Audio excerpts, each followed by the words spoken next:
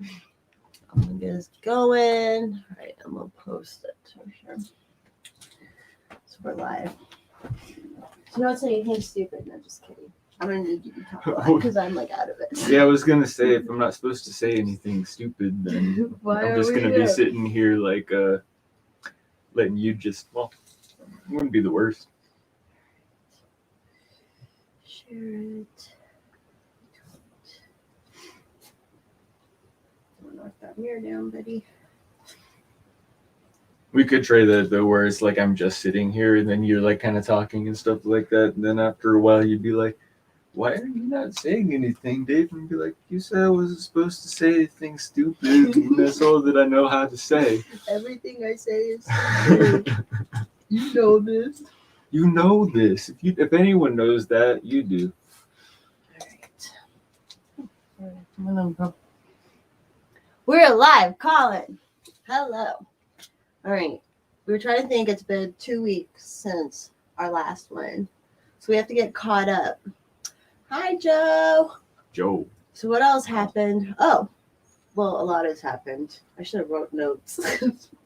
We had. Oh yeah, that would be good. I want to say the Waukesha, which did you hear the guy at the parade?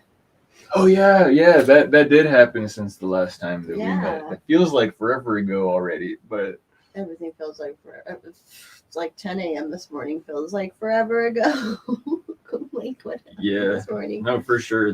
What a trip since this morning. I saw that video right like when they first started. Some people in the crowd had started releasing videos of it, and they're like, "This dude, it was scary. Like it looked like a movie or a video game. Like yeah."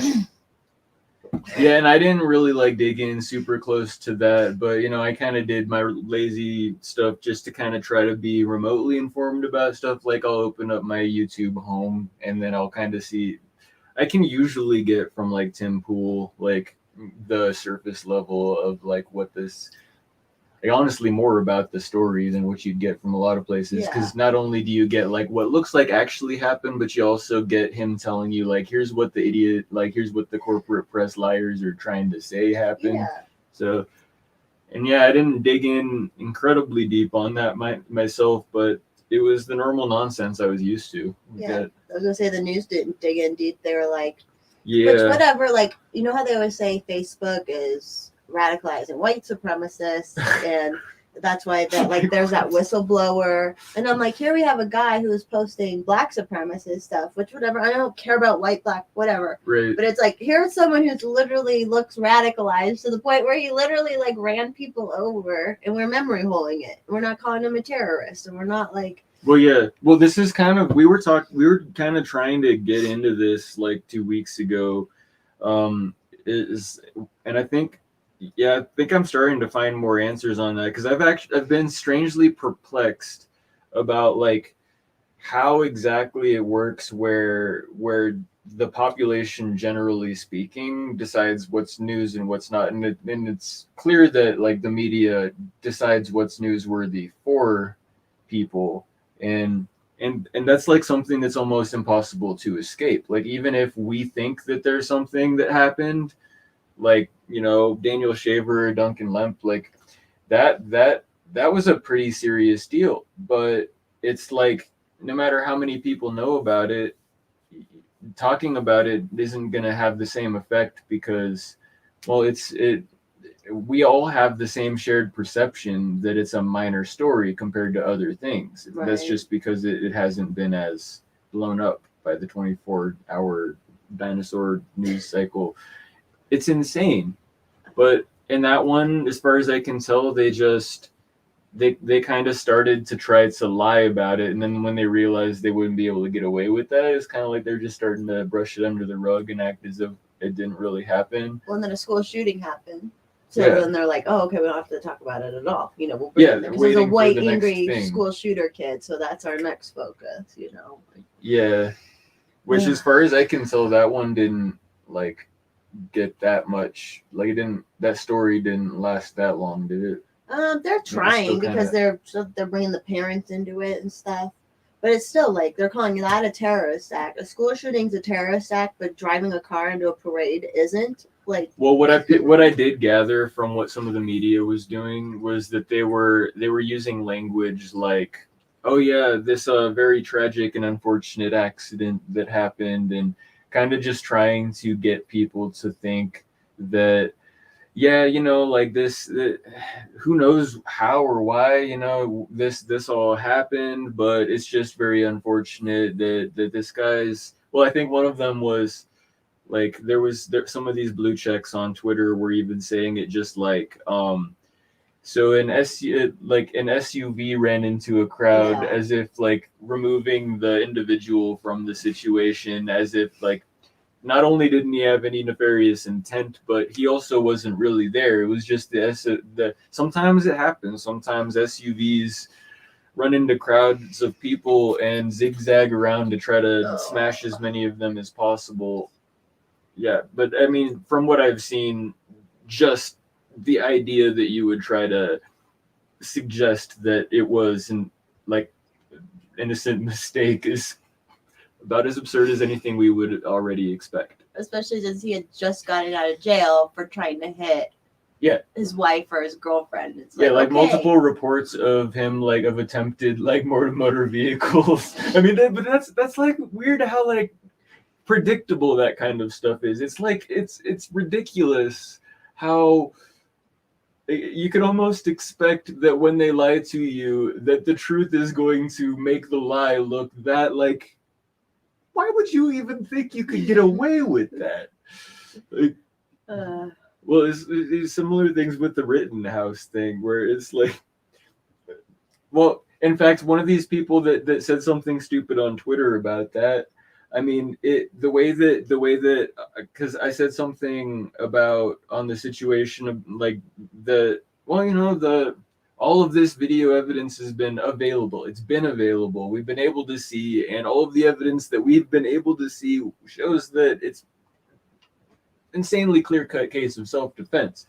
And the guy is like, "Oh yeah, like you're so smart. You think it was? Oh, is the evidence available? And was it absolutely self-defense? Well, then tell me this, smart guy. Why then was there even a trial?" And it's like, exactly. Why was there even a trial? Hi, folks, Stoner. But I think that's kind of all that it takes for some of these people is that like they actually have enough common sense in their brain that they kind of can work part of that out where they're like, yeah, well, if A then B, like, so this rando on Twitter must be lying to me because there's no way that if what he's saying is true that there would have even been a trial. No, it's quite possible, and if you're paying enough attention, this kind of nonsense happens all the time lately. Big obvious stories don't get the attention, that difficult to tell kind of matters. I don't know. It's almost like the media never even gives you anything that like is a little bit of a gray area. Right. It's always like obvious, but then if it's clear on one side, then they act like it's a gray area, and if it's clear on the other side, they act like it's absolutely on the opposite side. Right.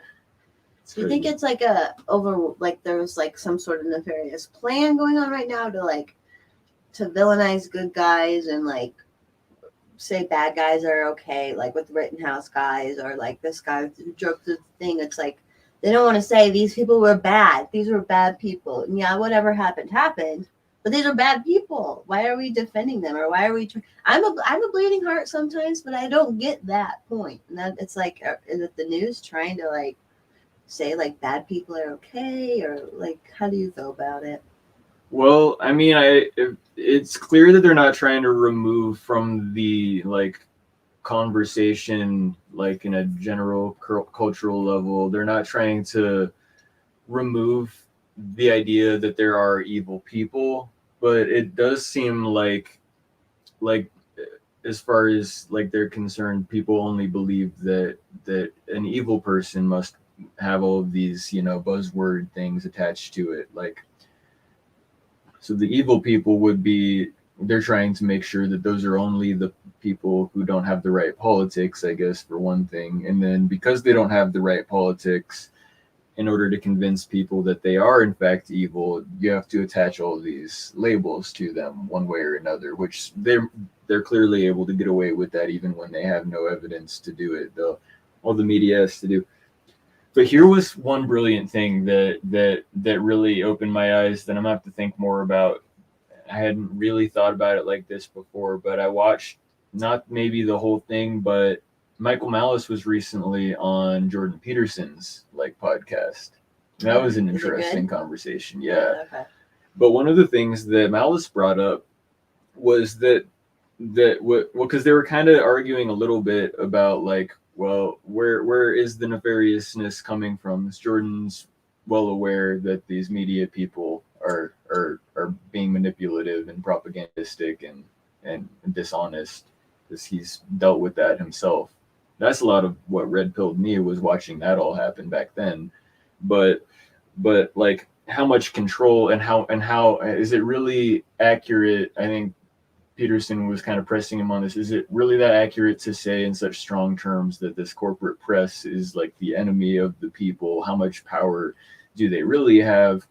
And he said, well, it's kind of like, to some extent, when the media, like the mass media, runs with a certain framing of a situation, sometimes that may even cause the political people, the politicians, that'll kind of strong arm them into talking about things or doing things in certain ways, because once the CNN anchors have already sold everybody on this big, I don't know, for instance, Russiagate sort of deal, for any of the Democrat politicians to come out and dissent from that manufactured position would be political suicide. So they're in some sense strong armed into because you can't not be on board with the thing. In fact, I just heard this morning about something like that with, I don't even really understand. Oh, no, I remember now. Merrick Garland is the Attorney General, right? I'm just these. Bless you. So Merrick Garland, I don't know if you've heard about this. This must be kind of a news story, but he's the Attorney General, I believe. And apparently all these people on Twitter and whatever are trying to say he needs to step down, and he's or Biden should fire him or something like that. And the only reasoning they're giving is that apparently he's not on board with trying to indict Trump for trying to overthrow the government On the 6th? Yeah. So they're still on the January 6th thing. Oh, And it's God. and yet this is one of those examples for sure where I saw, Oh, yeah, the left. I think it was maybe Tim. To step down because Trump's Yeah, not yeah. The left is saying Merrick Garland has assaulted our democracy because he won't indict Trump for his obvious deliberate attempts. And yeah, and I know obviously they wouldn't do this if they didn't think that a lot of people would be fooled. But it, as far as I can tell, is not even possible from any of the evidence available to suggest that Trump had anything to do with that incident. But so I don't know, it kind of seems like if you're in a position like that, like the Attorney General, you're like, okay, yeah, we will prosecute this case. But then what I don't think these blue checks must realize is that, let's say that he did what they're at least acting like they want him to do. Then you'd have to bring up all of the evidence, and then they'd have to popularize kind of what happened. I guess obviously the corporate press would find a way around showing people too much information, as they did with Rittenhouse. But I mean, but it would become even more obvious to a lot of people that there's no case. It is blue and on because it's it's these acts that are happening, and they're just going along with these acts, But that January 6th thing has to be one of the most retarded fucking things I've ever seen get I mean, they just won't stop. The Russiagate thing was stupid enough. And then what month is it? It's almost 2022, and we're still hearing about we're still hearing about insurrection. It's so Do you fucking remember we went stupid. hiking that day? Do you remember that? Oh, yeah. We were hiking Yeah. in Golden, and then they called B, and he was like, "Oh, the White House got taken over," but then it was not that. It was like, oh, it was so dumb. Yeah, how But are we this so this fucking this crazy deadly. I think those are some of the words coming out of these people. This deadly coup attempt. And a lady did die by a cop. Yeah, one person died because she got shot in the neck by a Fed, I guess, and And he's scot free. I brought this up to somebody on Twitter who was like, but you can expect they've got some bullshit, and this is why I can't stand or respect these people anymore. Is like I said this as clearly as possible so that any reasonable person could say is like, that wasn't good. You shouldn't just like shoot somebody for looking like they're trying to go inside a building and she's not even armed. It's like, well, she had a backpack. It could have had explosives in it. Are you fucking serious? Like you're just gonna like shoot on sight anyone that has a backpack because it could have something. Especially after the year that's why it's like it all feels so terrible after we were against cop shooting people, but her because of her politics that was okay. Yeah, it fucking sucks. I hate that people are just they're just ready to let anybody get murdered as long as they can convince themselves that person deserved it because they don't have the right opinion.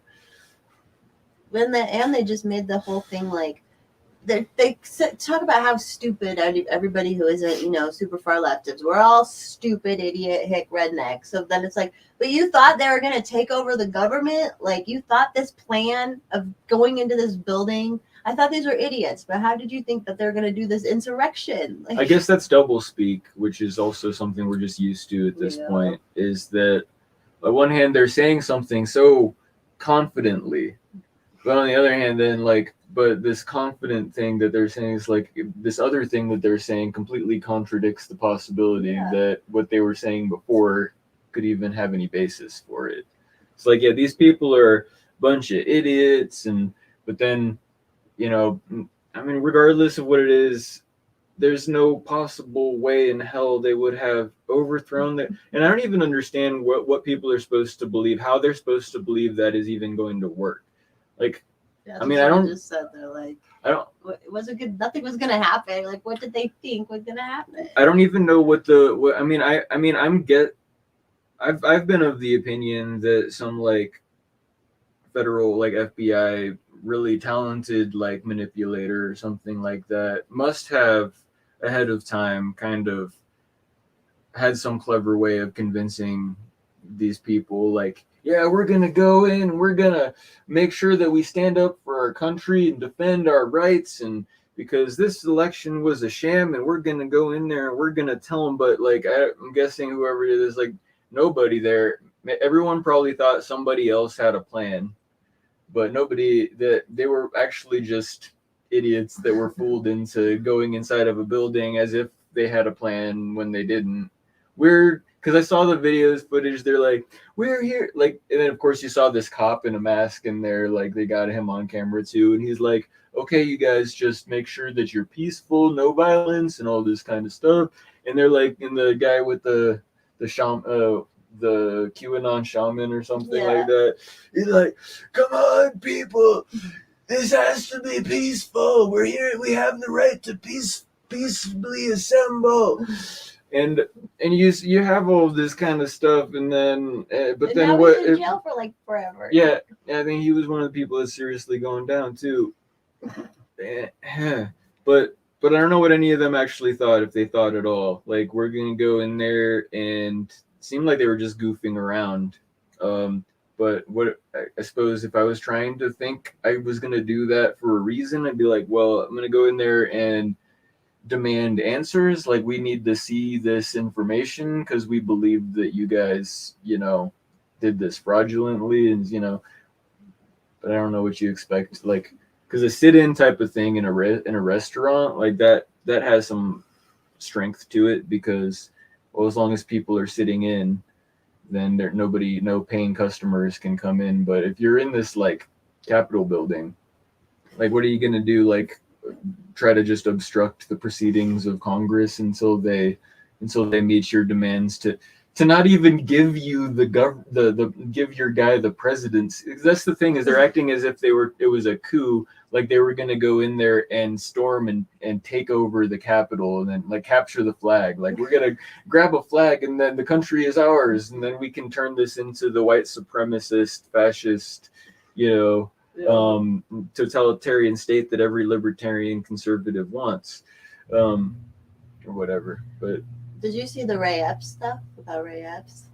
So he's the one guy who's like on camera multiple times. Even Joe Rogan's been talking about this, but I had saw something on Twitter a while ago because I'll tell the story. But like, so he's on the 5th and the 6th multiple times in multiple places going, and he looks like 50-year-old cop. Like, he just looks like an old cop or like a CIA dude. Bigger dude, and he's like, we gotta go in the Capitol, we gotta take the Capitol tomorrow, we're gonna march in the Capitol and take it. And he says it, like, he repeats it word for word multiple times to like multiple groups of people, and then he doesn't get in any trouble. He's not on trouble. Yeah, that must be the Fed. They like, and I bet 10% maybe of the people that he was trying to rally up actually took the bait and were like, yeah, they actually got riled up and they're like, yeah, we're gonna go there. And like I said, a guy that's being like that and actually riling people up, like, that's people, he's the leader from their point of view, and they don't, at that point, we're just people who are part of this thing, and they assume that this leader guy has the plan. We're gonna go they didn't even stop to think. I mean, I'm sure some people stopped to think about like, how does that work? What do you mean we're gonna go in there and take the Capitol? And then they're just like, I'm not really gonna. No, I'm not touching that. I'm gonna go ahead and not go with you guys. But then a few of the people, relative to the number of people he probably tried to rile up, like a numbers game, they're like, yeah, we're gonna go, and this guy must have a plan. And then. And he's all big and looks authoritative. Yeah, and then where is this guy? Oh. Well, and he's some people actually found where he lived. People found where he lived, went to his house. I think it was in Arizona or somewhere. He has this beautiful, like, small little farm.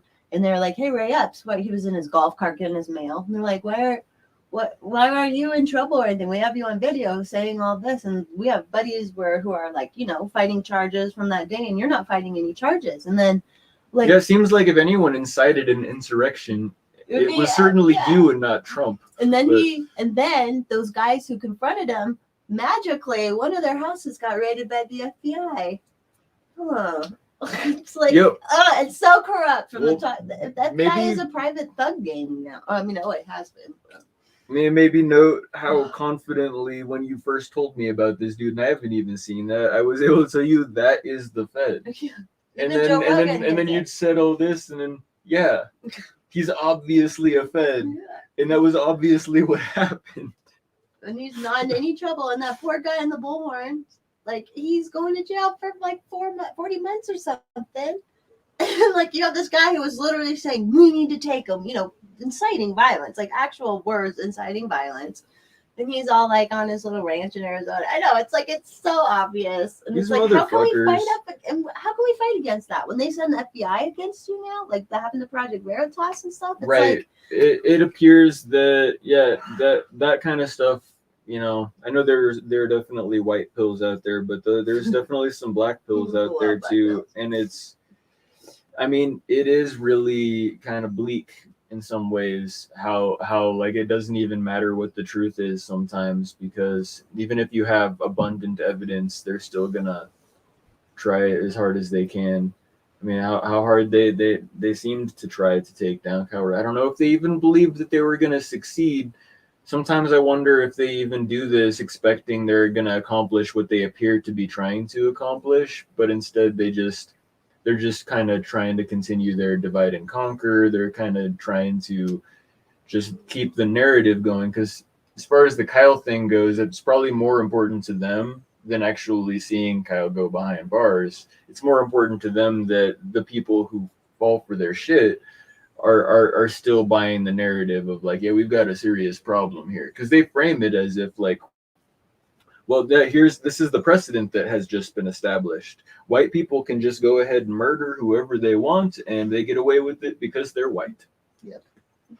and then obviously they know that that's bullshit, but they obviously think there's some value for their, agenda, to people actually kind of at least believing that on Well, some level. And then it makes those mindless people easier to control. I feel like that because it's not even like half the time it's not even super like political. They're just people are being controlled. They got controlled through the riots all last year, and the celebrities and the some of the politicians were just egging them on, and like so they're allowed to do whatever as long as whatever they do is the bidding of the elites or the cathedral.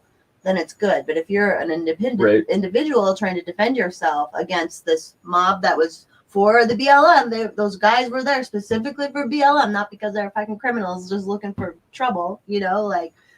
And then that's it's just fucked. Yep. Yeah. And that's like kind of some of that wild stuff about like that Rosenbaum guy too, is that like from as far as anyone that's really looking at the background of this guy and how he even ended up there in the first place.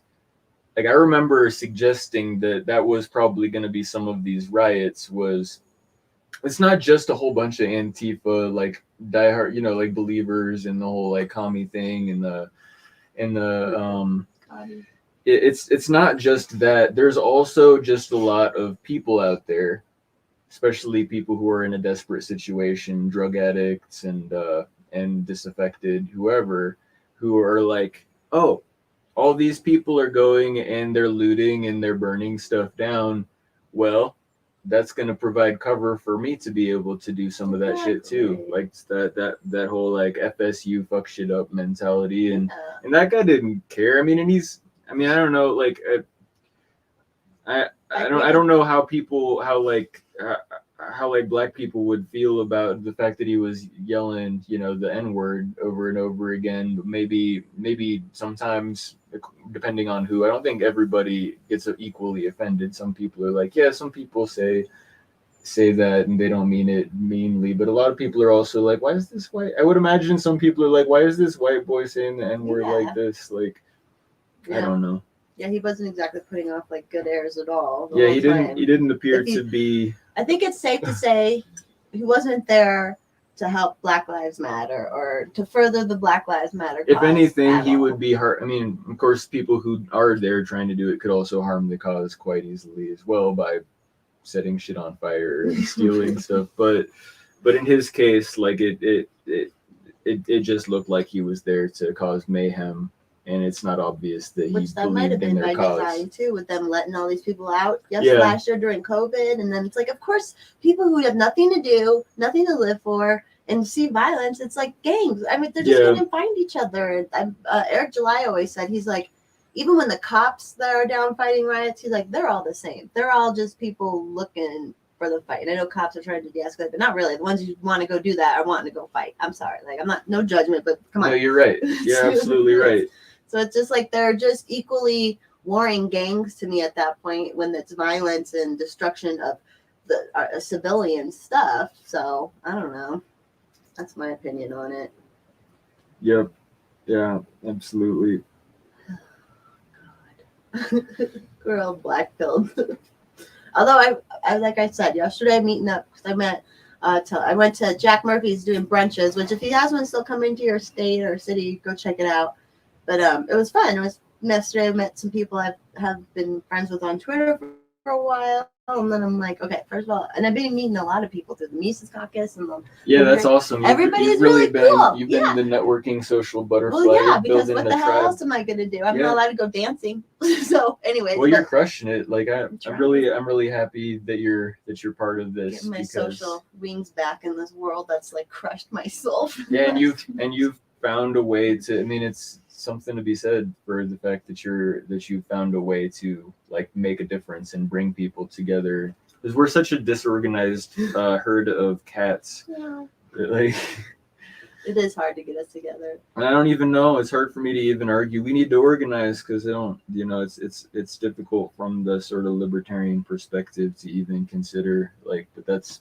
And I struggle with some of those arguments too, where there's like, well, the collectivists are obviously going to be organized, so how are we going to fight them if we don't get organized ourselves? But then how do we do that without being collectivists? Yeah, and feel like we just need to organize and figure out like the one thing where we're all gonna have a risk assessment to fight after.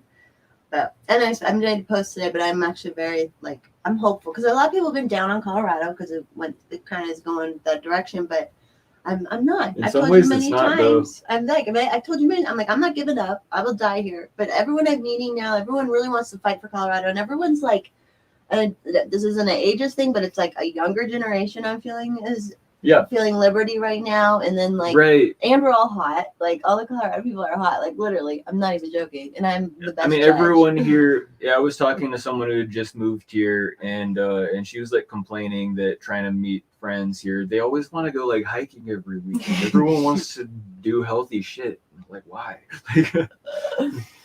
Oh, yeah, you guys can dance. I mean, I could go dancing if I got a shot or went and got a test. But when I did there is a club I could go to in Denver. It sounds like I wanted my shit back. But this girl I met from Venezuela last night was, I think, I wasn't entirely because she was drunk and English is her second language, so it was a little difficult for me.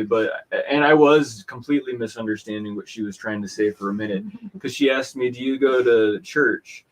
And I was like, I've tried to. I guess I didn't make it this morning, but like, and I was kind of like started like and stuff like that. And then she was like, because I went but they tried to tell me that my vaccine card was fake, and they wouldn't let me in and all this kind of stuff. It was like they made you have a vaccine to go to church.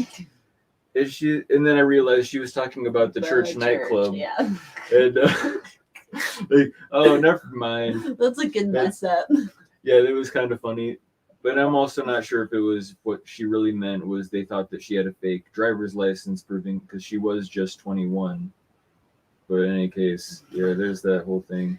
And I don't know. I'm guessing there are venues that aren't really paying that close attention. I think some places I could probably get away with writing on a card, I can do what I want.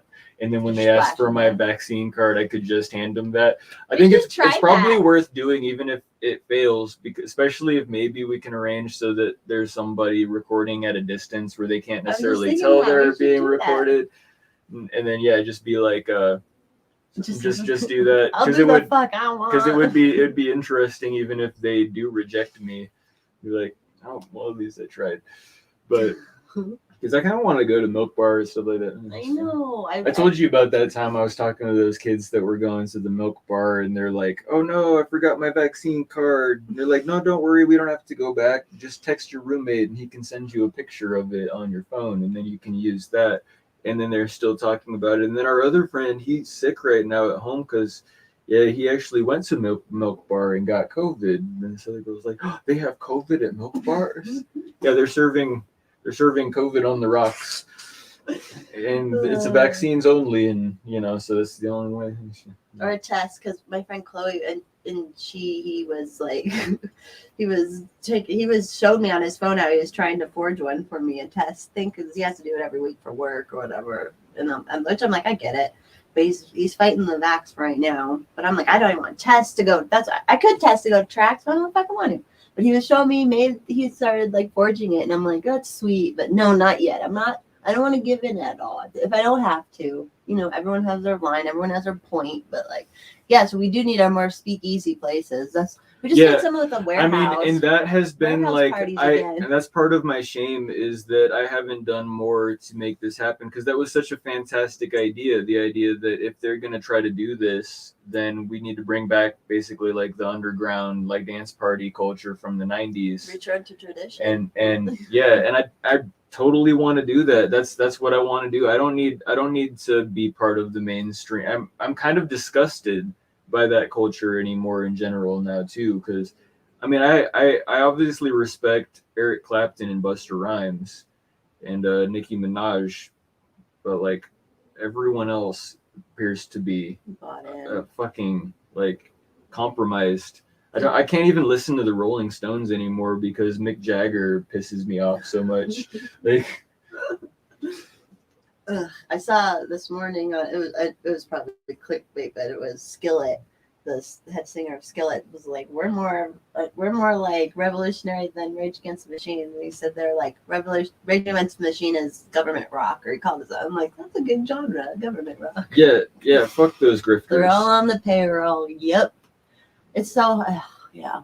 And then you get into the whole, like, I've been watching the Epstein documentary, and then obviously the Maxwell trial's going on right now, and it's just like, these motherfuckers. Like, this is what they're protecting. They're protecting their little, which I get it. I'm a degenerate too, but you can do degenerate things consensually with adults and, you know, not have to make people feel weird or not have to like do creepy shit. And that's what they're protecting. They're protecting this lifestyle where they can do that to people. Ugh, it's so fucked up. Sorry, I think it's a little serious. Oh yeah, I remember I wanted to talk to you about one interesting conversation I had. Okay. Oh, is this one you texted me? Yeah, Okay, the guy Then who you I don't remember. recall. I don't recall. Maybe I was picking him up from a job or something, but I was taking him to his halfway house. Okay. Oh boy, and I mean this was really interesting. He was talking. I mean, because we managed to talk about quite a few things in that short while. But like part of this thing, I don't remember. He didn't. I don't think he ever told me what got him in the halfway house or something like that. But I think he's, you know, either an alcoholic or addicted to some kind of drug or something like that. But he was super personable and articulate, and he was talking about like how messed up this halfway house is. He started talking about COVID because like apparently like somebody like from the halfway house might have tested positive, and then they have to kind of like lock everything down once that happens. And he says that at one point when he was in the halfway house, he got a positive test, and they basically like put you in just a really even less pleasant situation than you were already in, where you have no human contact. You're kind of in a solitary confinement type version, probably not as bad as in prison, but similar. House. Like yeah, you're isolated and you're deprived all kinds of stuff and stuff like that. And of course, and it's like after he's kind of, we're talking about that a little bit, I almost forgot, but I managed to ask, it's like, and were you even sick, or was your friend that tested positive even sick? No. It's like, no, you weren't even sick, but you get a positive test. And I'm like, and I was telling him this thing that I was thinking of that, and he was even agreeing with me that like, yeah, so I mean, you've got these PCR tests where they know for a fact there's going to be a certain percentage of false positives and stuff like that. It's probably similar to the CPS system, where the more kids that they get on pharmaceuticals, the more money the foster home gets from the government and all that stuff. So they have an incentive to put kids on drugs. Similarly, they have an incentive to get positive tests, I would imagine, in the halfway house, because the more cases they have, like the more they can like argue that they need a budget increase or something like that. Because yeah, we're having to deal with, we have to like isolate people, we've got to transport somebody over here for this reason, and it costs money. So the more positive tests, the more money they need, is probably a similar kind of bracket like that. Big laundering operation. And he was telling me, and I don't know, for all I know he was wrong, but he was suggesting something about that this old house like has all kinds of nasty like mold and asbestos and stuff like that, and they did some sloppy remediation job kind of trying to cover it up and paint it over, but it still probably has like plenty of asbestos and stuff like that. Right. The testing company that's selling you.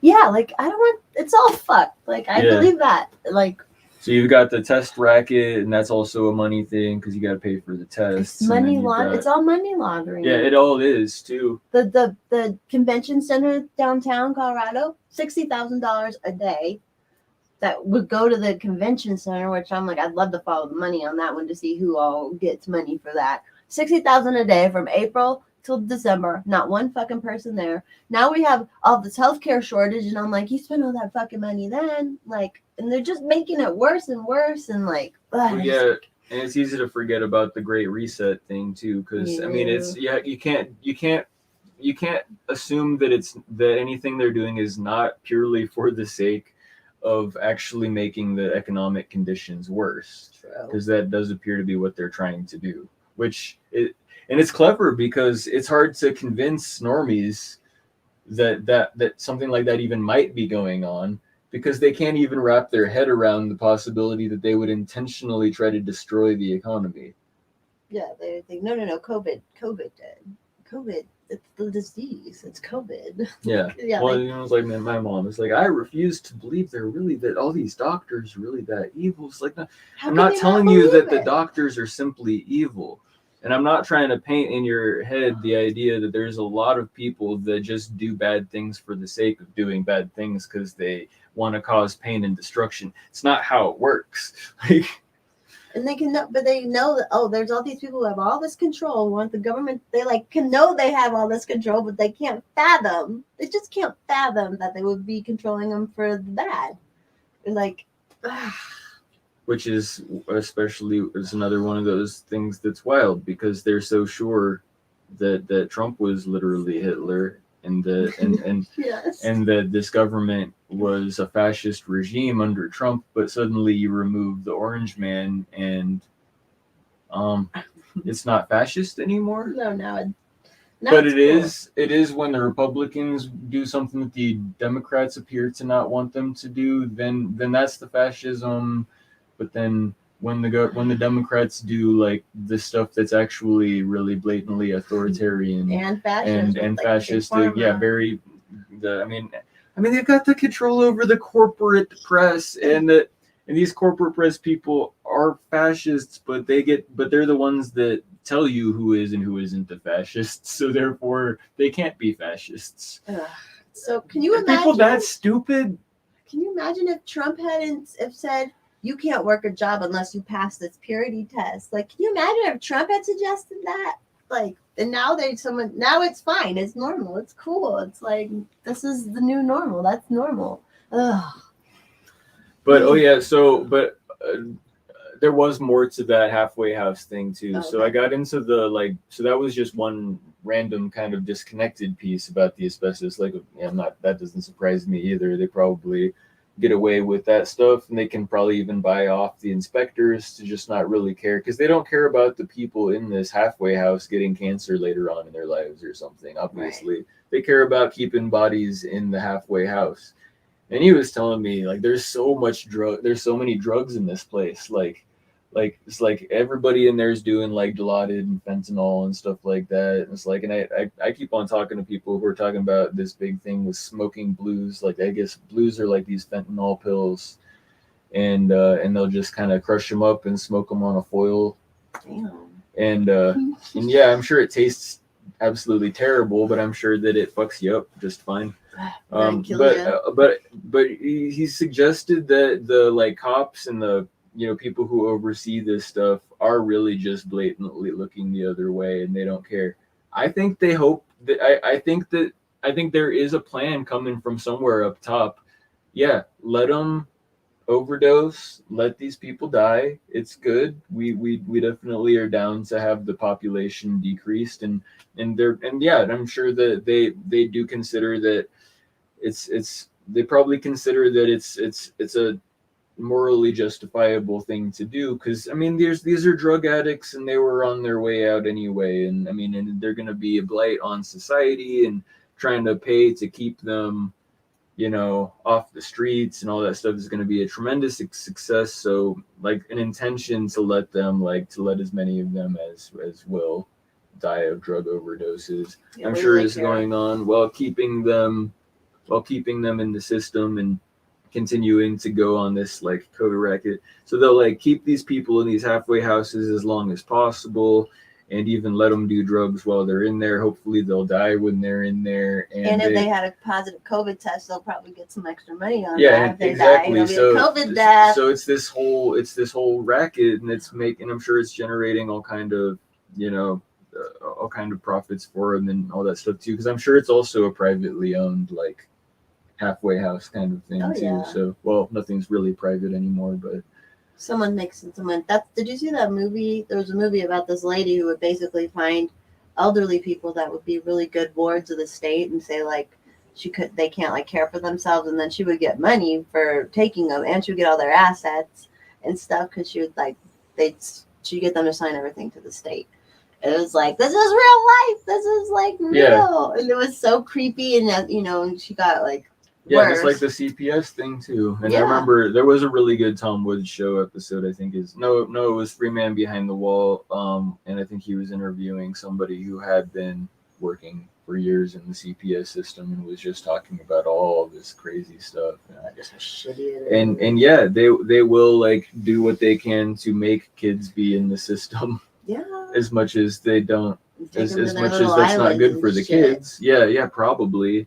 And yeah, and I mean, I'm sure we've probably speculated and talked on this a little bit before, but the mask thing, I fucking hate this mask thing for so many reasons. And I mean, and part of it is that it, on the surface, like the people who want to apologize for the regime can just say, are you seriously going to make a big deal out of something like a simple little mask?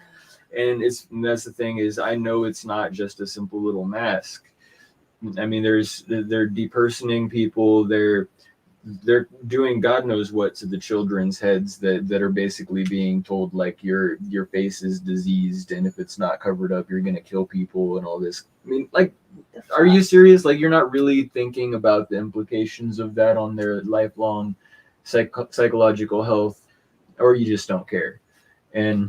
But on top of that, like, what happens with all these kids that are, it's normal to see a kid walking around with no mask on, with a mask on, and some adult you assume is their parent walking around with this kid that has a mask on their face. But you don't. Yeah. Not only do you not, I mean, you wouldn't under normal circumstances know for sure that that's the kid's legal guardian, but I mean, if there's like a missing kid or something and somebody might be able to identify them otherwise, well, now their face is covered up. Who knows what the fuck they're doing and taking advantage of this paradigm.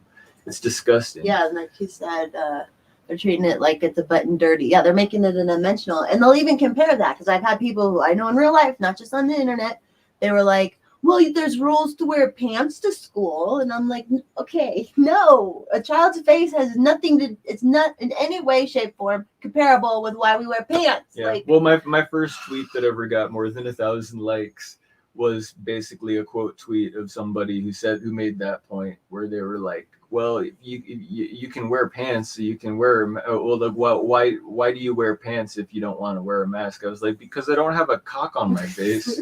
It's like, it's why the pants, because people don't, I'm not showing my penis to strangers everywhere I go. But it's kind of like, so your butt's not flapping in the wind. Yeah, it should probably be okay for you to see my mouth while I'm speaking to you. Like, it's so odd. And then they like, I don't even, and that's an NPC thing too, because I know they didn't take that next thought, that next step, when you're like, oh, you say this, you repeat this, like we've talked about before, but they don't take that next step to just logically think about it a little bit more. And you're like, and then they don't even think about that though. They really think it's the same as their fucking like pants and their genital. It's, oh God.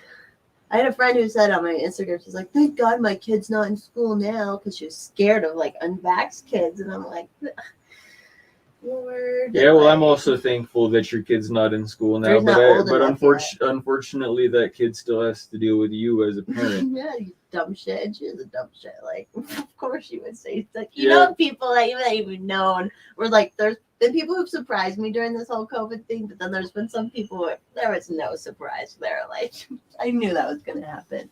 They are dehumanizing. I fucking hate the masks.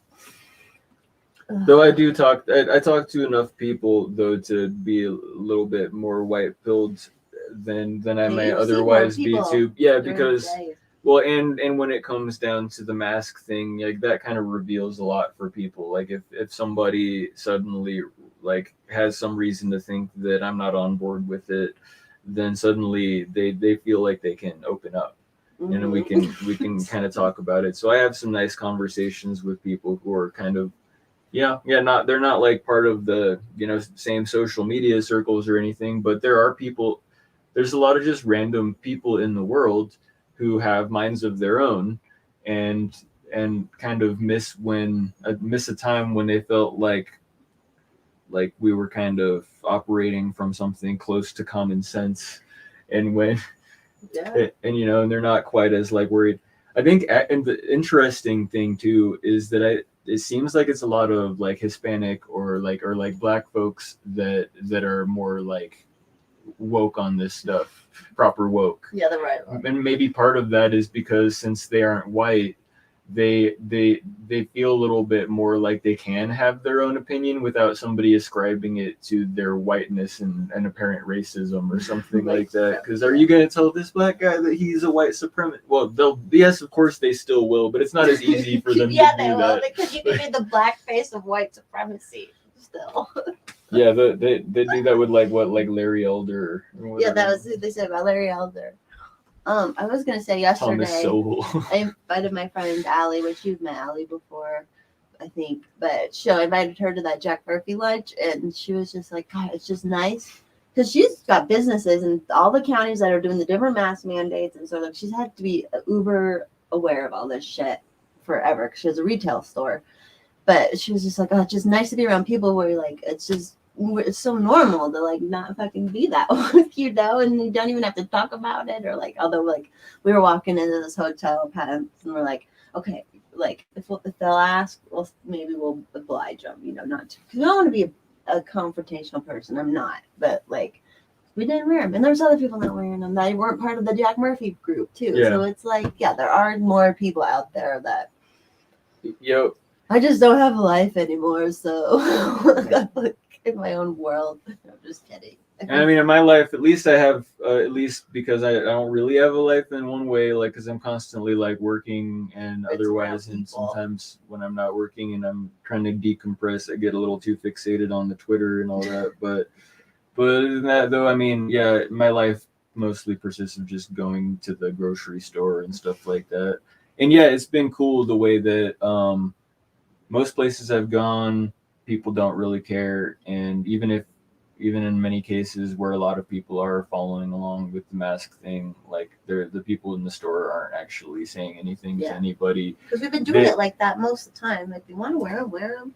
Well, but it was different, especially like at least at the location that I went to, where a bunch of my friends work at the Natural Grocers, where the first time that they did the mask mandates, you know, I go in there as I normally do, and I mean we're all friends and we've talked about this stuff and we know how each other feel about it. But they're like, "Hey Dave, sorry man, but you have to put a mask on." And I was like, "Okay, yeah, I'm not trying to ruin you guys' day. You guys working hard and all that." So I go along with it and stuff. But then one of them told me about somebody who had come in there recently that was like in there trying to take a stand.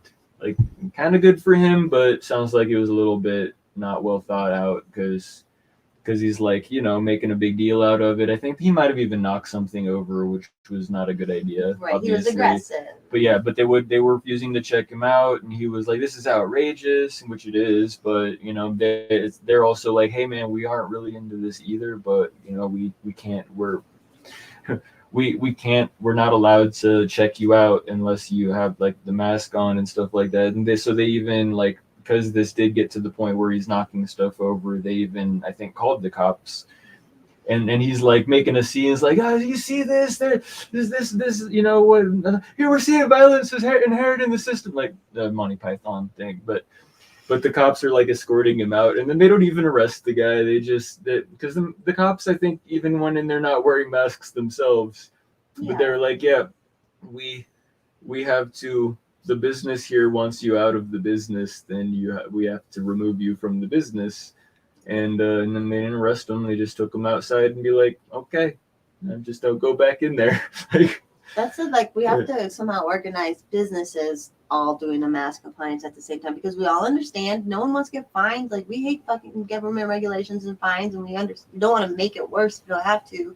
But like, they can't shut every fucking business down because they're trying to create brown coats out of like 16-year-old retail workers. Well, and to some extent, I think that's kind of happening organically because I mean, it is like there are too many businesses that are not where their employees. Because I mean, even my friend told me with this rollout, where now they're making them do it, and my buddy who had previously told me, "I think I'm gonna have to quit this job if they start making us wear masks again," because it really bugs him trying to be in there trying to breathe through this thing all the time. But last I saw him in there, he was in there with the produce wearing a mask and looking kind of sad. But But I talked to him about it a little Forces so bit, much and so. because I was like, yeah, it's kind of cool though that at least like it's not really being enforced this time or something like that. And he just told me like, well, we're supposed to enforce it. It's like apparently then that means all the other stores they're supposed to enforce it too, but apparently they are. It sounds like these employees of a lot of these places, probably King Supers, Natty G's, all of these different places, it's without even a coordinated effort or any like we're all gonna do this together and they can't fire all of us. They've all just kind of at this point been like, okay, I get it. I'm required to enforce it. And then when somebody comes in not wearing a mask, no, I'm not gonna say nothing to that guy. Like I'm not exactly.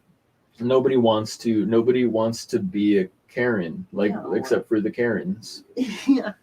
I think Currently, a we're Whole Foods, they some of those locations they actually have like a security guard guy in someone there. who's paid extra to do it. That was the case at the Tamarack store. I'm kind of ashamed of even going in there. I probably because I feel like at this point, like especially if it's only that one establishment, like that one chain, especially because they're also like a subsidiary of like Amazon, which is arguably the federal government. Who is Whole Foods is now? Yeah, Whole Foods has been owned by Amazon for a while now. So I probably shouldn't even ever do business with that company or Amazon for that matter. Well, Habits anyway, are hard though.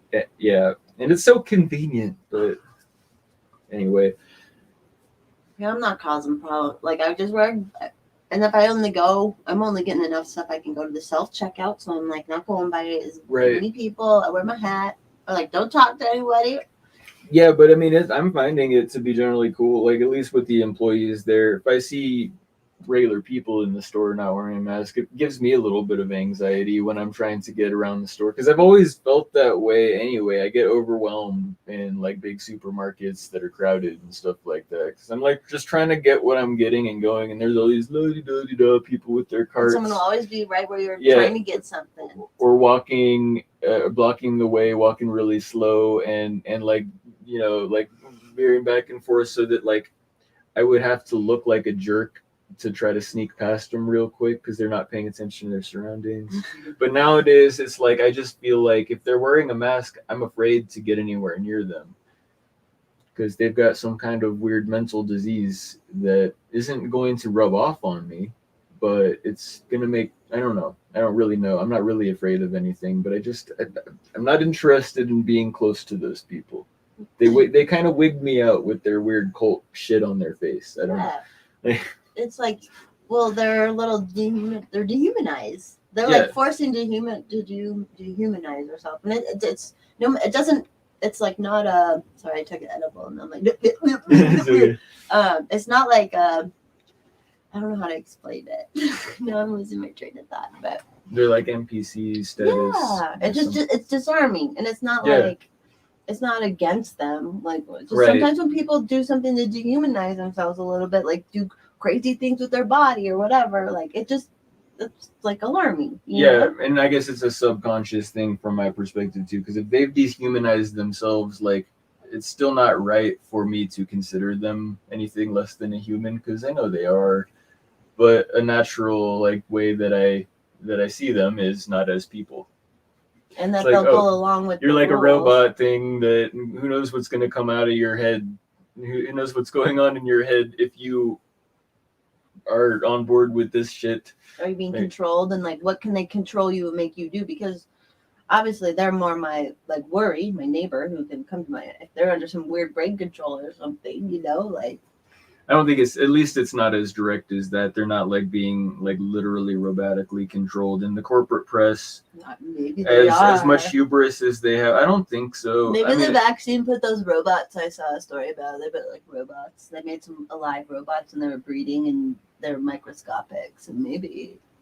I guess it's not completely outside of the realm of the possibility. I think maybe for the future. I guess we're not there yet. I think if we were there, then it would probably be like we would probably things would be worse than they are now. I don't think they've got the level of control that they even think they have, but they are more successful than I would have imagined. They should have reasonably expected themselves to be with everything they've been getting away with. Who would have fucking thought?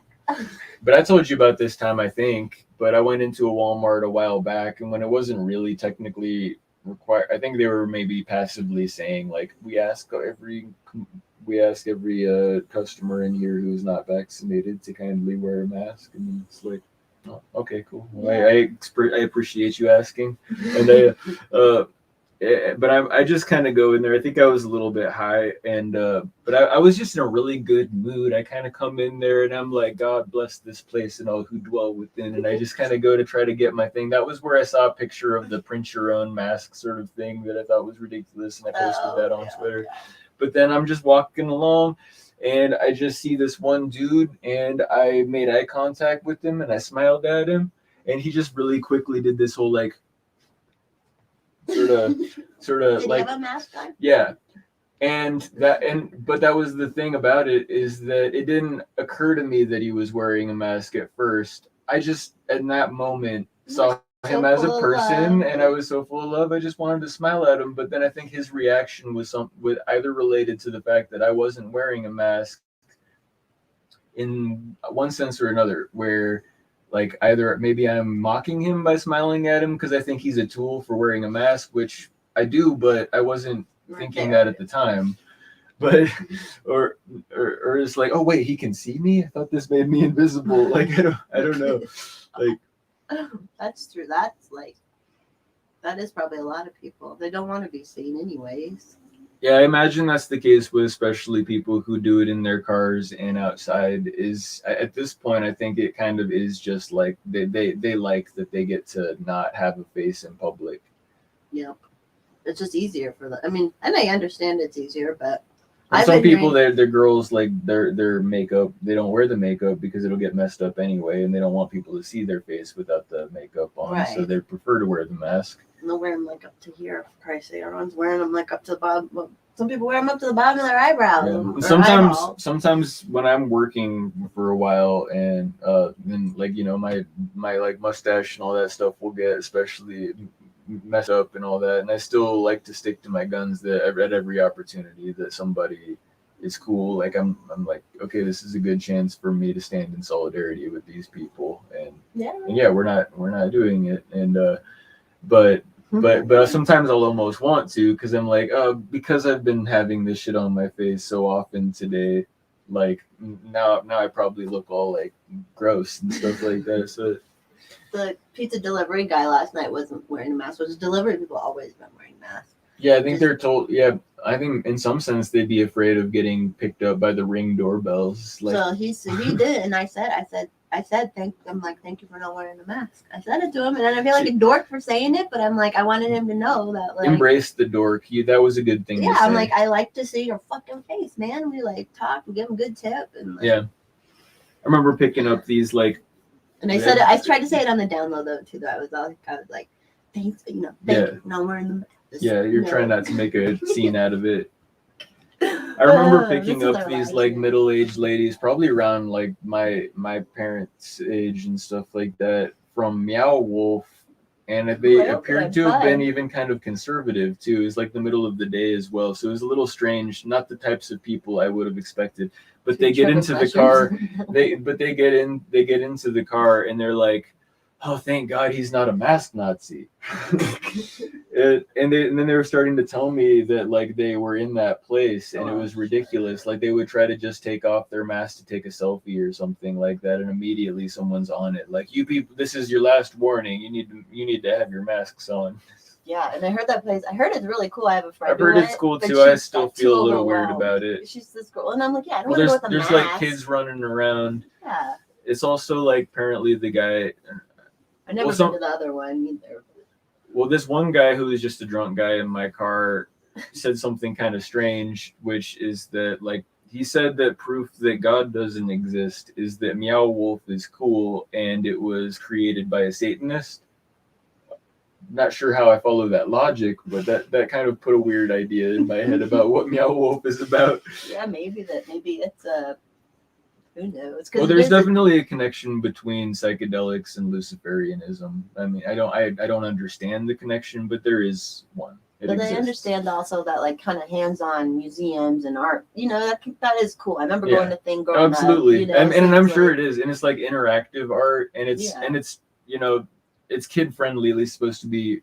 It can't be too dark and trippy. There's nothing. Well, I talked to this one guy who had taken his daughter there, and he's like, yeah, and she was like having a lot of fun. She was like figuring stuff out, and it's like, because some of it is almost like problem solving, like puzzle stuff. You figure out if I do this, what do I have to do to make this thing do something? Or I'm just saying in abstract terms because I don't have any examples. It's like a riddle. But it's interactive. And there's like a mystery that you can solve. Some people want to go back a second time so that they can try to actually solve the mystery or whatever. But he said there's nothing violent or sexual, but there's some stuff that seems a little bit grotesque and creepy.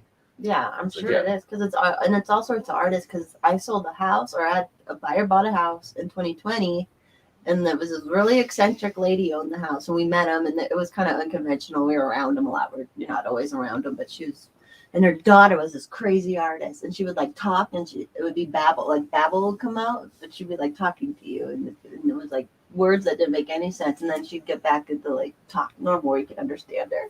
But the whole garage was full of a world. She called it a world. She's like, oh, that's my world from Meow Wolf, so it must be like a section in Meow Wolf. Oh, yeah. But everything had gotten pushed back because of COVID and stuff, so I've been in the garage. So it was in the garage like the whole time and I'm like, I wonder if it ever did. If it did, the lady she was crazy. I mean, probably brilliant and has a great artist, but like she was nuts.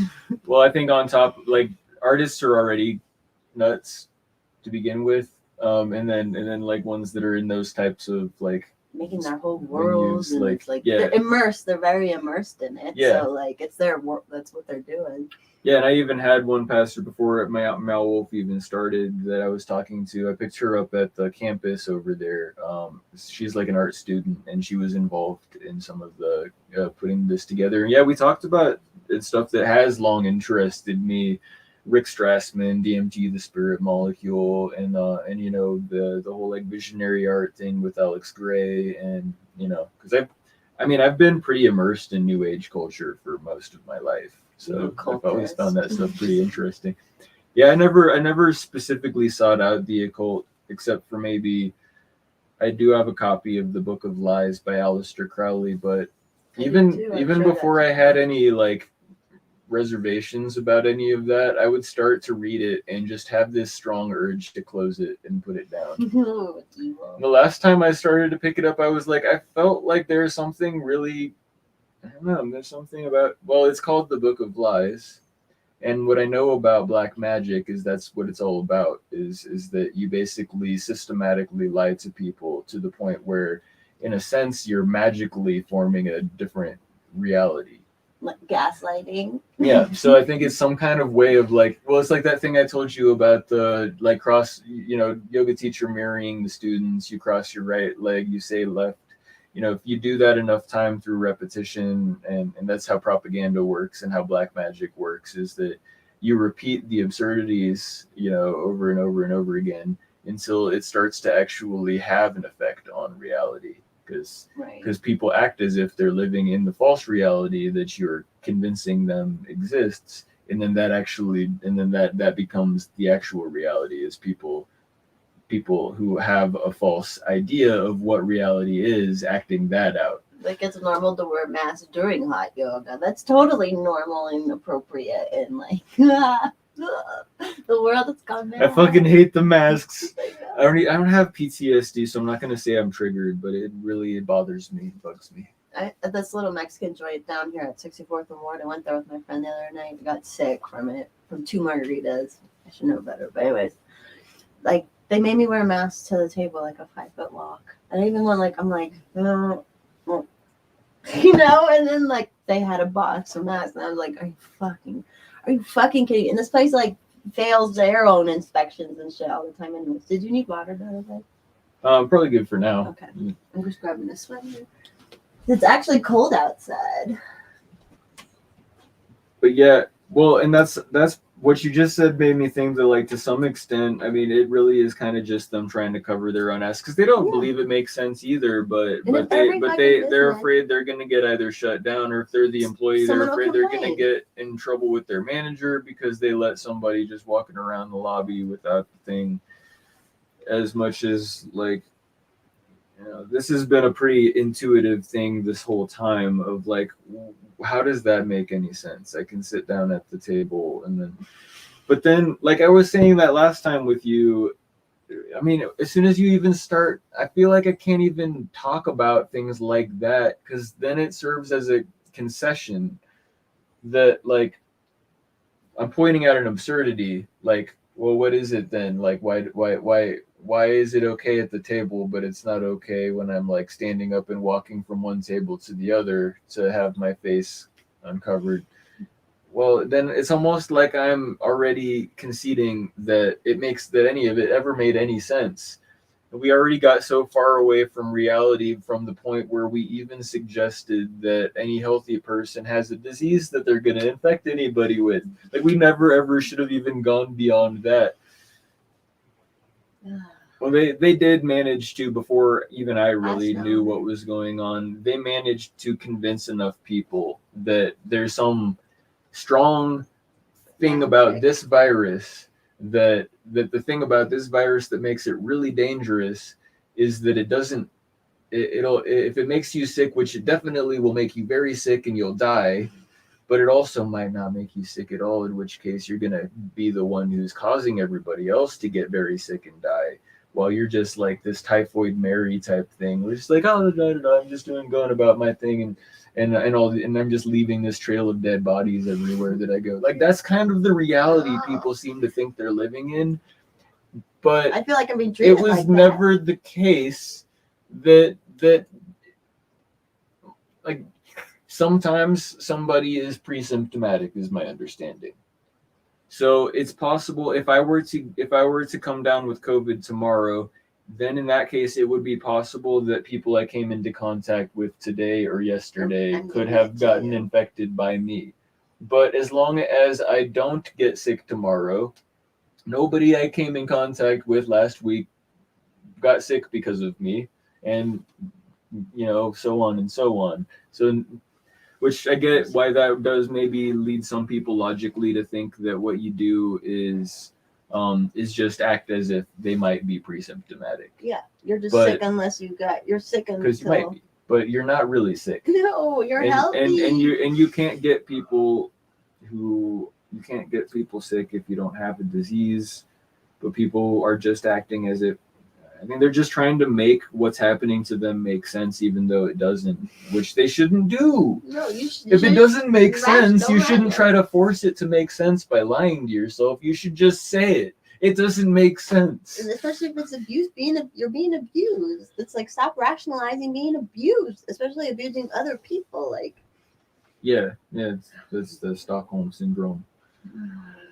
Can't handle it. I'm done with it. Although I'll probably still have to put the mask on at least once or twice. But there was a rally at Polis's on Saturday. I don't know if you knew that, but they're gonna do another one if you want to do one. Oh, yeah. I couldn't go this past Saturday, but An old friend of mine apparently played a gig at the governor's mansion and was like right there. Said that the drummer at this gig was like blowing his vape pen out like right in front of Polis and stuff, probably just because he thought it was cool that he could do that. Ugh, fuck that man. I'm sorry, rally? Yeah, so it was just like them marching up and down in front of it because he has a place in Boulder. And then, like, so some of their friends in the Colorado group, like, took some videos and stuff and whatever. I'm like, that's who we need to annoy. Like, stop. We don't need to annoy people who aren't doing the fucking shit. We need to go to the Colorado Department of Health people. Like, they're like, those are who we need to be bugging, or the Jefferson County Public Health when we did the rally over there. It's like, and we need to keep bugging those individuals because they're bugging me. Yeah. So, like, I think we need to bug back. Yeah, bug them back. Absolutely. Yeah. We can do it. We can do it fair. Their own medicine. We can do it fair. Yeah. It'll be less than like the aggression from them because I obviously have less power. But. Yeah. And so it's almost like anything that we could possibly do short of violence, we would be still taking the high road. Yeah. That's true. When we were at the rally, they were on a Zoom call. So then all the public health departments, the one that decided to, so Adams, Arapahoe, and Jeffco, because they were deciding to reinstate the mask mandates. And Over on the Omicron Zoom versus CIA. call, while we were doing our rally, they were saying, "Oh, they're blocking our entrances and blah blah blah." Like they're being, and so because people were in the rally, but listening Call the to that National call, Guard. yeah. And then they were like, so this lady got up who was like kind of put the event on, and she was like, the news was there. She's like, listen, like she's boomer mom energy, like to the max, and like she was like a cuss. So you could tell she cusses and smokes sometimes, like cool old lady, and she's like, you tell them like we're not blocking anybody, Yeah. and I was like, yeah. I saw some cool stuff. I discovered this lady on BitChute, who's got this channel. She's Canadian, I think, and Okay. she's been like doing a pretty good job. I mean, some of her stuff goes a little bit beyond, like go a little bit into some of the parts of alternative medicine that I actually think are kind of woo woo with some of the stuff she was saying. But Right. for the most part, I was like, no, she gets it, and I was on board with just about everything she was saying, at least on the principles level. But she, so one of her videos had footage of like a protest in like Canada and stuff like that. There was some clash, like there were like cops standing nearby, but then there were like people protesting all the authoritarianism stuff, but then there were also people coming up and trying to give them a hard time. And then some of these boomer mom types that were on our side of the matter were just like letting them have it, like Yeah, like you like, don't no, make no my boomer body, mom my mad. choice. You just, all this kind of stuff. And it's like, you are not gonna force me to take experimental, Boomer moms were the original Karens. They were like the real Karens before. Now we've got all these copycats. So they're like, when they're gonna Karen for their own side, they're gonna do it the best. Well, yeah, that's what sucks though, is because that kind of was my mom. Like my mom used to be kind of cool. I told you about the time that she had the ACLU send my homeroom teacher a letter for trying to force me to stand up and Do the go in pledge. lockstep with the fascist Pledge of Allegiance. But Bastions. but now she's but that's kind of what's really disappointing to me about that is that's the type of person she is, but she is just so convinced that her side can't be wrong that It's beyond like just having Yeah. a political opinion now. It's like it's so deep. Yeah. It's so well, and this would be, I mean, because this situation is so crazy that people just don't even want to entertain the possibility that it is what it looks like. They want to instead, they would so much rather believe that it is what the corporate press is saying it is, because that's just, it's just easier to come to peace with that. Because yeah, it's we're all in this together in one sense, but one thing that makes it a little bit harder is to stand up for the side of the truth, because then you've got people that are like accusing you of being a genocidal maskless maniac, leaving trails of dead bodies everywhere that you go because you just don't from existing. yeah, because you exist and you don't identify. I don't choose to identify as a body, as a biohazard. Yeah, I don't identify as being sick with COVID. Like I know when I'm sick. God damn it! Like And I even said something like that to somebody sort of snarkily, like yesterday as well. I'm not even sure how they felt about it or not. I felt like it was better to stay on the safe side with these people. But they were asking me a little bit about like the policies and stuff like that, because we were all already doing the mask thing. And it was like, so what is the deal with the masks stuff? And I was like, well, do you mean like Lyft's policy? Because the Lyft policy hasn't really changed at all. But like you mean like the new stuff that's come out of Denver? And I talked to him a little bit about like, well, it's interesting because like there's not a whole lot of places that are really enforcing it and all of this kind of stuff. And I said, it's like, and I kind of feel like a lot of these employees don't feel like they are getting paid enough to be confronting people in the stores and stuff. And they all kind of agreed with me on that. But then I started just kind of being like, yeah, and I kind of get it, man, because it's like, I personally, I wouldn't want to tell somebody that I think that they have a diseased face. Like, it's like, I personally think that's kind of rude. I just kind of said that as that's a matter good of way to factly. say it. And they didn't say anything though after that. So I was like, I don't really know if they're actually with me or not. One time I thought that this girl was with me, and then I could tell that she totally wasn't. And it was like, oh, I hope hope I'm not going to get in trouble. Well, But because we were, I was worried that she was gonna get me in trouble somehow because of my opinion, because I think we were already wearing masks, but I was starting to feel a little bit more comfortable being open with these people, probably because one of the dudes in the car was a little bit more red pilled than this girl, but it was her ride, so she was the one that could have reported me.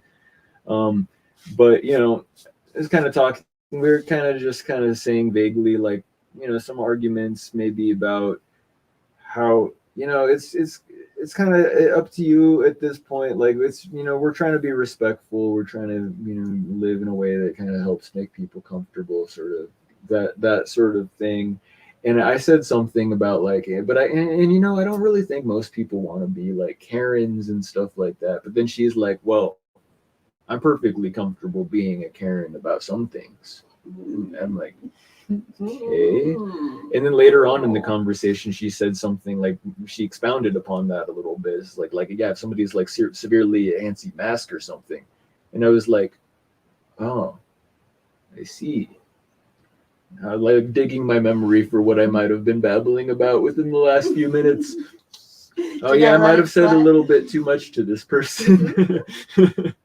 It's like, I think I'm the kind of person you're talking about that you would feel comfortable. It's like, okay, maybe this girl is one of the enemies.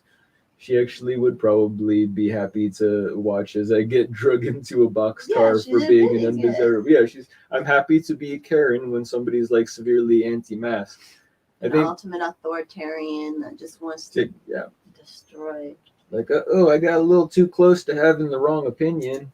Guess I better be up against the wall before the end of the week, right? Do you still have to send selfies in?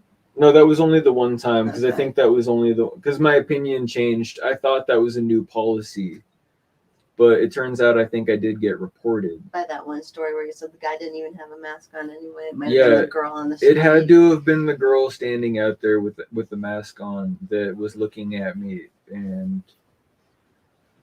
I still felt like I was safe because they loaded their drunk friend into the car maskless, and he was passed out and drunk and not wearing a mask the entire ride. But then they must have still reported me. Fucking bastards. Fucking fascists. They are. That's when like that scene from when he throws the mug at him in Big Lebowski. He's like, fucking fascist. Yeah. Jeffrey does that. Yep, that's always what I think of too when I hear that, when I say those two words together. Fucking fascist.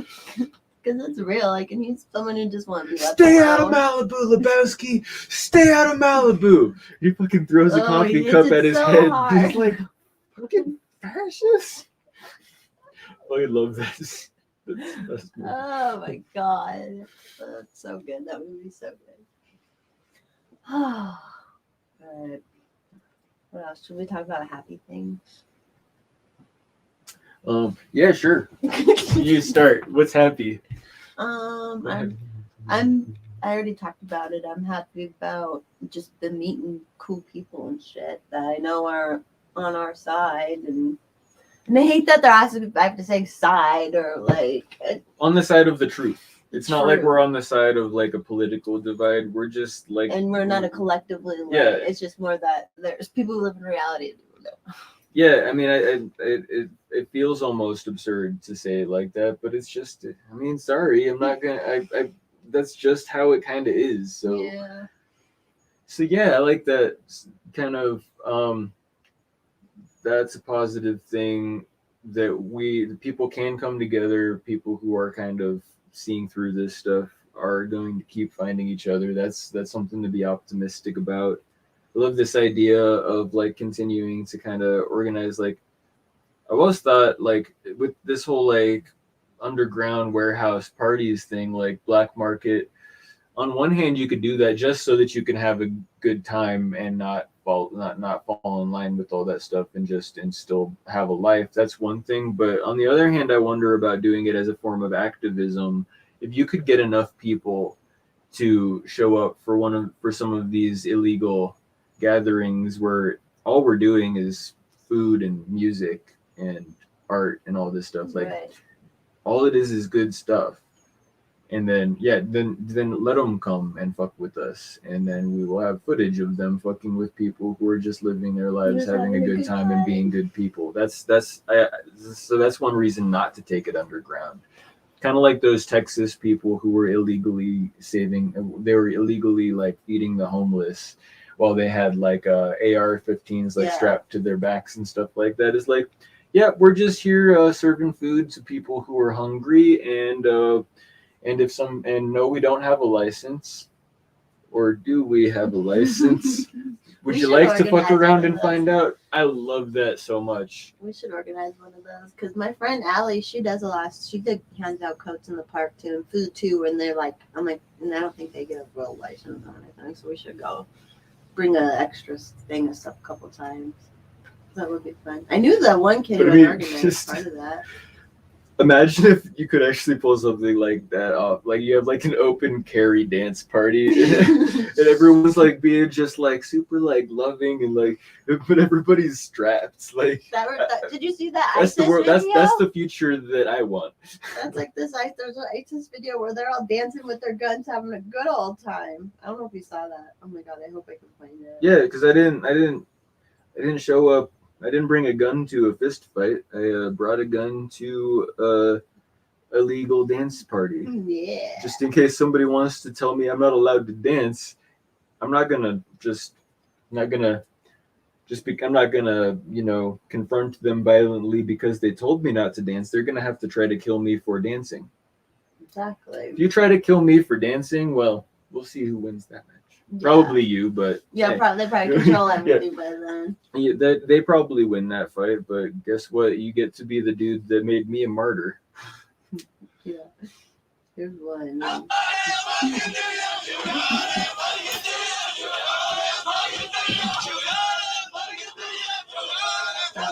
There's a better one though. There's like so many. There's a couple good ones. Of course, That's pretty cool.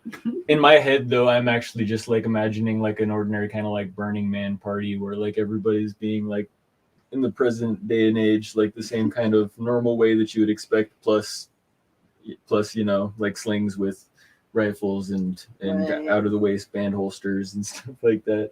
Like it's just no big deal. You've got your like fuzzy like tail, and you've got your like bright colored fishnets and like And boobs. LED lights and glitter and boobs. Well, yeah. Be boobs. Well, I mean there will be boobs. Boob. I don't think about that because I don't. You were going personally wear- another route. Well, no, it's not. Well, there's for sure. Like there's like boobs and stuff too. Well, I don't know. Actually, I don't. Ruin the conversation with boobs. You didn't ruin it, but you scared everyone away. We had like 9 people. Then you said boobs, and it dropped to 2. People Colin hate boobs. said that Michael Malice thing. Colin's cool. Yeah. I wish that I wasn't blocked by him on Twitter because he has a lot of stuff to help me kind of like. Well, I'm not the only one that said this, but the thing about Michael Malice is that he always has a unique perspective. Like he always has something interesting, even if you Yeah, don't think quite about it agree. He has his own way of thinking about stuff that almost nobody else seems to. That will always be like interesting, and then I've got something to work with on that. Yeah. I can still find him on YouTube, but I miss seeing his tweets. You can dance, Colin. I'm sure you can dance. You're welcome, Sonny boy. Colin can play guitar too, so he can be in the band. Oh, sick. Liberty Band. Yeah, we absolutely need to do that. We keep saying it. Fucking jamming. We're terrible. We do just need to set a time and just invite people somewhere where it's good. I don't know Well, which house would be best. and some of it for me is that, me being musically inclined myself is like me just not stepping up and like making shit happen is part of why shit's not happening. But my excuse is also that I've been so busy with working, but fortunately I'm in a stable spot now, so I think I will feel a little bit more like I've got time. I didn't actually write a parody song like we talked about. You but did or didn't? I didn't, but I'm going to get on that because now I have bought myself some time because I busted ass last week. I didn't go to Red Rocks at all. Oh, I picked up somebody at that Halem thing. You were working. I was driving. I picked up someone from Red Rocks. That was a weird. This is an interesting. A whole bunch of people were wearing like Viking stuff on their heads, and it took me until the second passengers I picked up there for them to explain to me what it was. Because the first guy didn't tell me much about it at all. He was kind of dressed a little bit like a hippie, so I kind of wondered if this was just kind of, you know, like some EDM show or something like that. But I was like, yeah. So how was the show? He was like, I don't know if I'd call it a show. I think it was more like a seance. Damn. Yeah, because I guess Halong, it's like this kind of like they're like from like Germany or somewhere close to there, maybe Slavic or something. But it's like inspired by this Vikings show or something like that. Oh, like a show? And I saw footage of it on YouTube because I was curious, and it's like this shamanic sort of chanting, sort of like Norse. Coming from a Pantera, but I can't. Okay. Hello. I like me some Pantera. They're a musical band. Denmark, Norway, and Germany. Your members are from. Yeah. And their music is based on the texts and runic inscriptions from Germanic people of the Bronze Age, Iron Age, and Viking Age. Yeah. So they're like immersive. It's like immersive history through music. Yeah. It was. I mean, it was a total like nerd fest, which is what you would have to expect. But I don't know. It seemed kind of cool though. It's like singing chants and like playing like percussive instruments and sort of dancing around like pagans on the stage. Like obviously, I'm not a pagan, but I can still appreciate aesthetics. Right. That just reminded me of the Stonehenge scene from Spinal Tap. Oh yeah. The tiny Stonehenge. Although that was. They bring out the little people. Well, because he wrote the specs he wanted for this And she thought Stonehenge it things was- on a yeah. napkin. He No, put and inches. he put the little like tiny little line next to it's like 12 by 12 or something like that, and he Inches. put two things Yeah. next to the 12s because he wanted it to be 12 feet by 12 feet. And And that's then it's Angelica Houston's And we've got artist. this little model here on stage, which is in danger of being crushed by a dwarf. And then they still use it anyways. And it's like Stonehenge. Yeah, it's like no, that was a fantastic scene. Because you see this little like dwarf like skipping around like dancing a jig, and it's like little. Oh, But that yeah, they- movie is so good. Well, that was the thing, is that first they do it, and then you have the scene, and then later they're complaining about it. Like, that was terrible. Like, how could we have allowed this to happen? Oh my god! I love the arguments that they get into with people. Like the part about the like backstage with the snacks, they have like charcuterie and crackers and stuff like that. And he's like, what is this? What am I supposed to do with this backstage accommodation? Is you've got this little pieces of bread, and then you've got these large size, regular size cold cuts and slices of cheese, and it's like, and look at this. How do I even make a sandwich with this? It's like, look at this, a mess. Would you want to be holding this? Like, And the guy said, "We'll fold the meat." And then he like folds the bread. Just give me a he bread. folds it. Yeah, he was like, no, if you fold the meat, you My kind of make love, it work. Yeah. Oh yeah. That's after he plays that really beautiful like riff on the piano. Lick mine. Oh yeah. And Well, Rob he's Reiner's like, "What's it called?" And he's like, no. Let me do it because you're gonna miss. I think. Sorry, that was rude do of it. me. Go But I on. think he's kind of like. Just kidding. No, because he's like he plays the thing and he's like, oh yes, this was sort of inspired by like Beethoven, sort of a Bach, Mozart, and sort of Bach, sort of a mock piece, and he's like, what's it called? Lick my love pump. So good. And it's sad because Rob Reiner went off the deep end, and I always loved the mockumentary, especially those early Christopher Guest ones. But all those actors, I'm sure, all like woke and shit. And Michael McKean is. Oh, Rob Reiner, for sure, because he was one of the people that tweeted some of this bullshit about Merrick Garland, that he's going to be a threat to democracy, and we're gonna dissent. Because he didn't lock Trump up. Yeah, because if you're not indicting Trump for trying to take over the country, like insurrection, like coup style, you're just gonna get away with. He just gets to get away with taking over the country. It's As crazy they're that taking over the country. I mean, and when these people live in this reality, it shouldn't surprise us that they also live in that other parts of their reality are equally as absurd. But that's why I kind of do think just secession. Yeah, just Because, let like, us if you go. literally live in another world, well, not literally, in a sense, literally, you literally live psychologically in a different world, then okay, go and live in your alternative reality and then leave the rest of us the fuck alone. That's true. And like they want to segregate anyways. Okay, well let us we'll self-segregate. We'll like check out of this system. We can have this buy-in if you want in or out of the government, and we won't use this shit if you let us be alone. But they don't have any intention of leaving us alone. No, they can't ever leave us alone.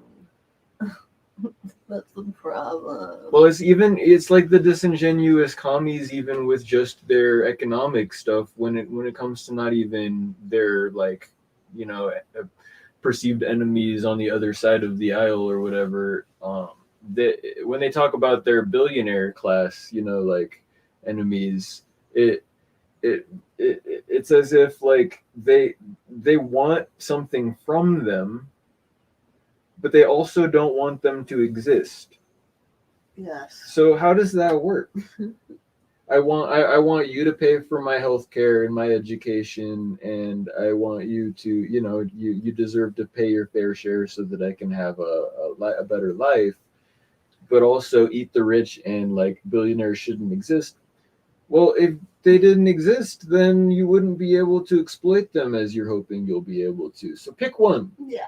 Do you want to leech off of billionaires, which, by the way, they're billionaires, so they're powerful, so you ain't going to leech off of them. You're going to instead be forced to leech off of And your enriching them.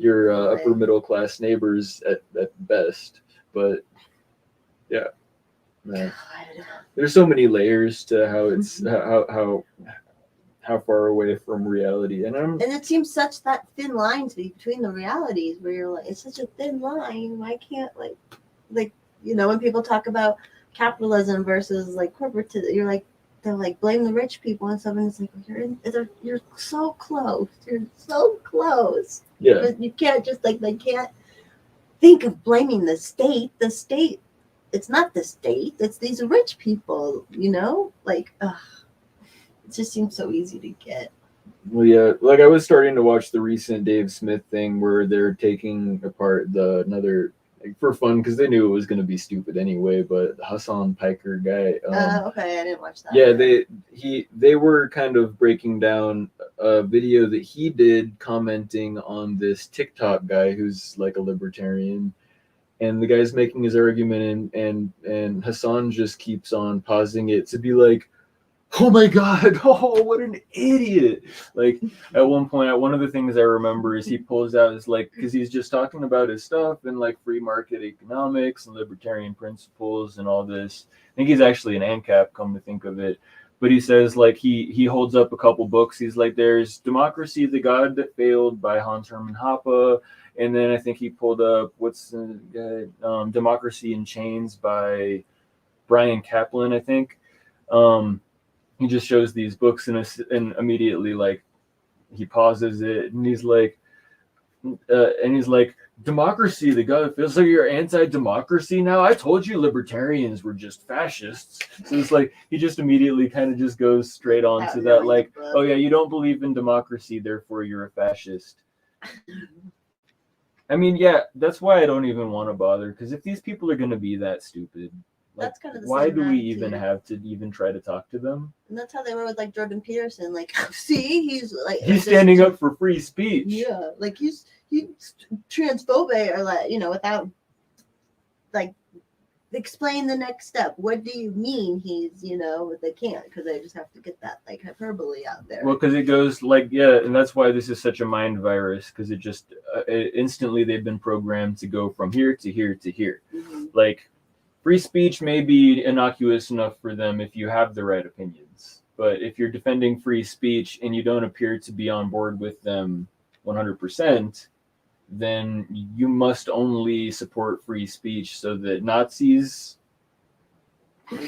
like That was one of those Peterson things. One of the first like videos I ever saw when I didn't know who he was yet was this thing where he's like on a college campus. I guess it's a free speech rally. I don't even know. Maybe there were people holding swastika flags somewhere nearby or something. You don't see him in this footage, but this lady or no, a they them person comes up to him and just comes up and is like, Mr. Peterson, what do you have to say about the Nazi presence at your rally? And he's just like, I don't like Nazis.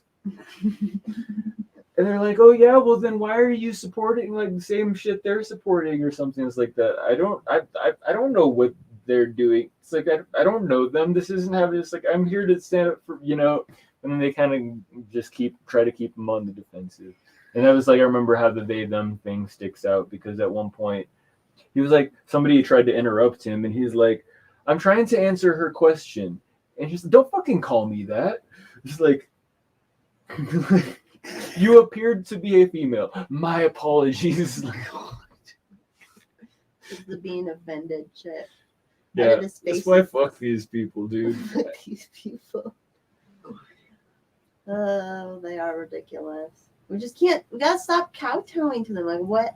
I was That's always exactly taught it. like you don't give in to brats. You don't Exactly. give in to that stuff. And you absolutely must not. And part of it is that their accusations have gotten so severe that it really is like it's understandably like it's gonna require us to step up our courage. Some people already have more courage. I guess I'm more speaking for myself. I can be kind of a coward sometimes. Well, me too. We're You know, non-confrontational. but just have to be comfortable being called whatever because fuck, it's gonna happen. If we're gonna go out there publicly telling the truth and standing up for what's right, we have to expect that the corporate press, if we even managed to get and we should hope that whatever we're doing makes enough waves that we would even be mentioned on the corporate press, and expect that when that happens, if and when that happens, they will try to paint us as the worst type of thing imaginable, and we just have to accept that there are going to be people who see us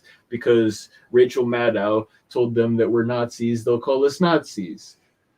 Do you remember when we did the protest in Lyons and like sometimes people would drive by? We protested the restaurant had got raided for being open during COVID, and they took their liquor and stuff. So we went up and protested. It was a little family. It was fun. It was a family thing, and these people would drive by in these cars, and then they'd be like, like, and there was always some rich bitch looking lady in the passenger seat, just like, Yeah. And the only thing to do for those people too is just to blow them kisses. yeah, like. I'm sorry, we're like it was all just so this restaurant could open because the people wanted to work and the people who want to go there, and it's all their choice. And like these people are like, no, you can't go to the restaurant. Oh, and the best part about Oh it, yeah, I come to think of it, I need to actually dig into some of the footage that I got because one of these was one of these masks. I got some good speeches, and I definitely got a little bit. Might not have been as good as I wanted it to be, but one of the people who was on the other side, I guess, that must have been kind of trying to document us crazy rednecks, was standing there from a distance, holding a camera on a tripod, and like standing there with the mask. I know that was the case at a different rally I went to without you at the Capitol once, but yeah, like I think I even got him on my camera, be like, oh hey, you got us on camera, we got you on camera. What's going on? Do you like what you see here? You know, I'm just kind of. So I made at least one of these people feel self-conscious enough that eventually he just kind of packed up his stuff and left. I wasn't getting in his face or anything, but I was like, oh, you're going to stand there and point a camera at me? Well, I've got a camera too. Yeah. Like, no, I'm going to talk to you and point a camera at you. How do you like it? Like, yeah, it is the rich bitch types. What was funny about that rally is, so that place was a bar restaurant, and then like right next to it, there was a store, and it was like, whatever, just a dinky touristy shop type store. And they got that lady saying, because I read the newspaper article about it, she's like, oh, and her store is allowed to be open, mind you. They're shut down completely, like liquor taken. Then her store is allowed to be open. She's allowed to be operational, and she's all mad at them. And she's like, I can't believe that. And then she's like, can't believe we had this protest because my sister died from COVID or something. And so she was mad at. So it's like, She was mad about the protesters there, and it's like, bitch, your store is open. If you would just let their store be open, those people would just be in there not bothering you, and there'd be less people than the protesters out there. Like, and I'm like, how the audacity to sit there when your store is allowed to be open and you're complaining that a bar is allowed? Like, oh, I want to like go slap that woman. But that thing that, I mean, what that kind of thing is there that about what she's doing with that is immediately jumping to like, I'm mad that you guys are out here doing something because you're apparently mad about something. Well, I'm mad at you. Well, why? Because I disagree. No, they have the only thing they can find to explain themselves is like, I'm mad at you because I know somebody that got sick and died, as if there's any connection at all, as if people protesting bullshit that doesn't do anything to help anybody or protect anybody from any kind of illness. But I guess you have to accept that they believe that to some extent. They don't know to what extent they even believe it because they can't even explain how it works if you ask them. You're just not on board with it, and therefore you don't care about people not dying of disease. But chat as much as you want, by the way. This is all stream of consciousness. Shit. Don't feel like you're dominating. There's only 4 of you anyways, so you're fine. You're fine. Wait, what? So he said he's high, he's dominating the chat. Oh, I see. You're fine, dude. I see that. I didn't even notice that, sorry. that Well, the I same kinda person just has started made the talking last to it. few comments. Should we address something that, because I mean, Yeah. the neighbor guy has said enough things. Maybe we ought to at least respond to some I'm of what with he's him saying. all the way. He's coming.